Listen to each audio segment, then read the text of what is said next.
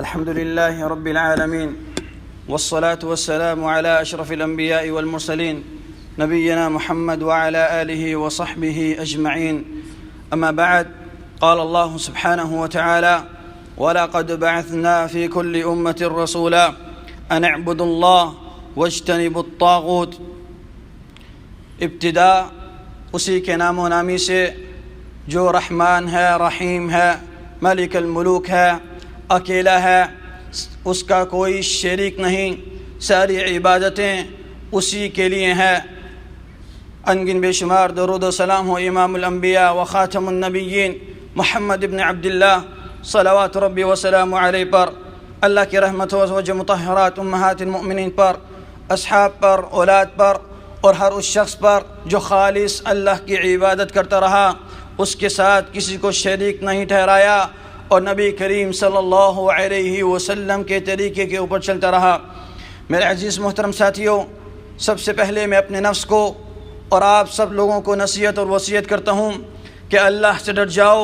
اس کا تقوی اختیار کرو. یقین جانو جو قومیں، جو شخص اللہ کا تقوی اختیار کرتا رہا اور اس سے ڈرتا رہا، وہ دنیا میں بھی فلاح پا گیا اور آخرت میں بھی بہترین درجے کو پہنچ گیا. میرے عزیز محترم ساتھیوں، اللہ تعالی نے فرمایا: وَلَقَدْ بَعَثْنَا فِي كُلِّ أُمَّةٍ رَسُولًا أَنِ اعْبُدُوا اللَّهَ وَاجْتَنِبُوا الطَّاغُوتَ، کہ اللہ تعالی نے ساری امتوں کے لیے رسول بھیجے تاکہ وہ اللہ کی خالص عبادت کریں اور اجتناب کرتے رہیں، بچتے رہیں طاغوت سے. میرے عزیز محترم ساتھیوں، توحید، خالص اللہ کی عبادت کرنا، اللہ تعالیٰ کو اکیلا سمجھنا، اس کے ساتھ کسی کو شریک نہ ٹھہرانا، جو اس کا حق ہے وہی اس کو ادا کرنا. وہ حق نہ ہی رسول کو دینا، نہ ہی اس کے فرشتوں کو، اور نہ ہی جو اولیاء ہیں، صالحین ہیں، کسی کو بھی اس مرتبے میں نہیں پہنچا دینا کہ وہ مرتبہ جو اللہ کا ہو، اس مرتبے میں وہ فرشتہ یا پھر رسول یا اولیاء یا صالحین کو پہنچا دینا. یہ اللہ کے ساتھ شرک ہے. میرے عزیز محترم ساتھیوں، اللہ تعالیٰ نے انبیاء و رسول بھیجے تاکہ وہ لوگوں کو بتائیں کہ اللہ اکیلا ہے، اس کا کوئی شریک نہیں، خالص اسی کی عبادت کریں. جتنے بھی انبیاء و رسول آئے سب یہی دعوت دیتے رہے، یہاں تک کہ نبی کریم صلی اللہ علیہ وسلم جو آخری نبی ہیں انہوں نے بھی یہی دعوت دی. مکہ کے اندر 13 سال گزارے، 13 سال تک یہی دعوت دیتے رہے کہ لا الہ الا اللہ، کہ اللہ اکیلا ہے، اس کا کوئی شریک نہیں، ساری عبادتیں اللہ کے لیے ہیں، چاہے وہ عبادتیں بدنی ہو، مالی ہو، روحانی ہو، جسمانی ہو، قلبی ہو، ہر عبادتیں صرف ایک اللہ کے لیے ہیں. اور یہی مقصد انسانوں کو پیدا کرنے کا تھا، جس طرح فرمایا: وَمَا خَلَقْتُ الْجِنَّ وَالْإِنسَ إِلَّا لِيَعْبُدُونَ، کہ انسانوں کو، جنوں کو اللہ نے پیدا کرنے کا مقصد یہی تھا کہ وہ خالص اللہ کی عبادت کریں. میرے عزیز محترم ساتھیوں، یہی وہ توحید ہے جس کے بنا کے اوپر نبی کریم صلی اللہ علیہ وسلم نے جنگیں لڑی. یہی ایک مسلمان اور کافر کے درمیان فرق کرتی ہے. اگر کسی نے اس کو دل سے، جان سے، بدن سے، ہر طریقے سے قبول کر لیا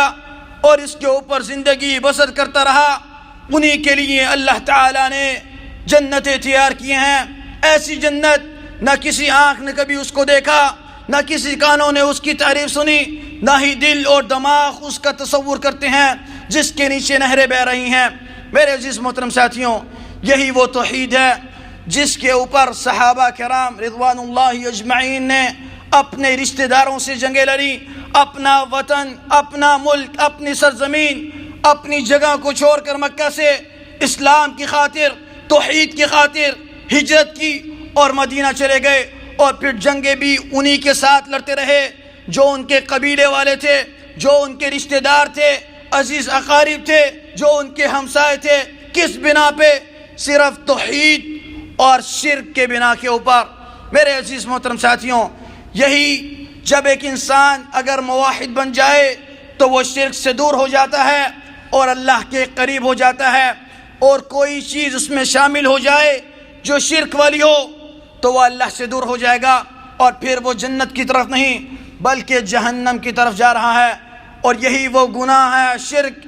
جس کو اللہ تعالیٰ معاف نہیں فرماتے۔ اس کے علاوہ اگر پوری زمین اور آسمان کے گناہ بھی اگر انسان لے آئے اور اگر اللہ تعالیٰ چاہیں تو اس کو معاف کر دیں گے، لیکن اگر وہ شرک کی حالت میں مر گیا تو اللہ اس کو معاف نہیں کریں گے۔ جس طرح فرمایا ان اللہ لا یغفر ان یشرک بہ ویغفر ما دون ذلک لمن یشاء، کہ اس شرک کی حالت میں مرنے والے کو اللہ تعالیٰ معاف نہیں کرتے، اس کے علاوہ جو بھی گناہ ہو اللہ چاہیں تو اس کو معاف کر دیں۔ میرے عزیز محترم ساتھیوں، اسی طریقے سے جو اسلام کا پہلا عظیم رکن ہے، جس طرح فرمایا بنی الاسلام علی خمس شہادت ان لا الہ الا اللہ وان محمد الرسول اللہ، سب سے پہلا رکن، عظیم رکن، اسلام کی اساس کا پہلی بنیاد یہی ہے شہادتین۔ اور اسی کے ساتھ ساتھ جب نبی کریم صلی اللہ علیہ وسلم نے معاذ ابن جبل رضی اللہ عنہ کو یمن کی طرف بھیجا تو کہا کہ تمہیں اہل الکتاب کی طرف بھیجا جا رہا ہے، سب سے پہلے ان کو جو تبلیغ کرنا، جو ان کو اسلام کی طرف دعوت دینا، وہ یہی چیز کے اوپر دینا۔ اگر وہ یہ مان لیں تو پھر ان کو کہنا کہ اللہ تعالیٰ نے تمہارے اوپر دن اور رات میں 5 وقت کی نمازیں فرض کی ہیں۔ میرے عزیز محترم ساتھیوں، پہلی جو دعوت معاذ ابن جبل کو اللہ کے نبی سکھا رہے ہیں کہ پہلی دعوت ہی اس رکن کی دینا جو عظیم رکن ہے، کیونکہ یہ وہ عظیم رکن ہے اگر انسان اس کے اوپر صحیح اترا تو اس کے باقی کے سارے اعمال صحیح رہیں گے، لیکن اگر یہی رکن، یہی پہلی بنیاد اسلام کی اگر اس کی غلط ہو جاتی ہے تو وہ پہاڑوں جتنی بھی نیکیاں لے آئے تو وہ ضائع کی ضائع ہے، کیونکہ یہ عظیم رکن کے اوپر وہ صحیح نہیں اترا۔ میں اللہ سے دعا گو ہوں کہ وہ ہمیں موحد بنا دے، ہماری ساری عبادتیں چاہے وہ ظاہری ہوں یا باطنی ہوں، قلبی ہوں یا لسانی ہوں یا بدنی ہوں، وہ ساری کی ساری اللہ کے لیے ہوں اور نبی کریم صلی اللہ علیہ وسلم کے طریقے کے اوپر ہوں۔ میں اللہ سے دعا گو ہوں کہ وہ ہم سب کو اس توحید کے اوپر چلنے کی توفیق عطا فرما اور شرک سے بچنے کی توفیق عطا فرما۔ اے اللہ، جب ہمارا اس دنیا سے خاتمہ ہو، جب ہم اس دنیا سے رخصت ہوں، اے اللہ ہم اس اسلام کے اوپر مریں، اور اے اللہ ہم شرک سے بچتے رہیں۔ اے اللہ ہمیں آخری وقت میں کلمہ لا الہ الا اللہ محمد الرسول اللہ نصیب فرمانا۔ هذا وصلوا وسلموا على حبيب المصطفى فقد أمركم الله جل من قائل عليما حكيما إن الله وملائكته يصلون على النبي يا أيها الذين آمنوا صلوا عليه وسلموا تسليما اللهم صل على محمد وعلى آل محمد كما صليت على إبراهيم وعلى آل إبراهيم إنك حميد مجيد اللهم بارك على محمد وعلى آل محمد كما باركت على إبراهيم وعلى آل إبراهيم إنك حميد مجيد وارض اللهم عن خلفاء الراشدين أبي بكر وعمر وعثمان وعلي وعن سائر الصحابة وعنا معهم برحمتك يا أرحم الراحمين اللهم اغفر للمسلمين والمسلمات والمؤمنين والمؤمنات الأحياء منهم والأموات اللهم اغفر لنا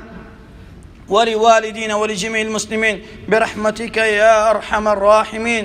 اللهم وفق ولي أمرنا لما تحب وترضى اللهم وفق جميع ولاة المسلمين للبر والتقوى برحمتك يا أرحم الراحمين ربنا هب لنا من أزواجنا وذرياتنا قرة أعين واجعلنا للمتقين إماما ربنا آتنا في الدنيا حسنة وفي الآخرة حسنة وقنا عذاب النار عباد الله إن الله يأمر بالعدل والإحسان وإيتاء ذي القربى وينهى عن الفحشاء والمنكر والبغي يعظكم لعلكم تذكرون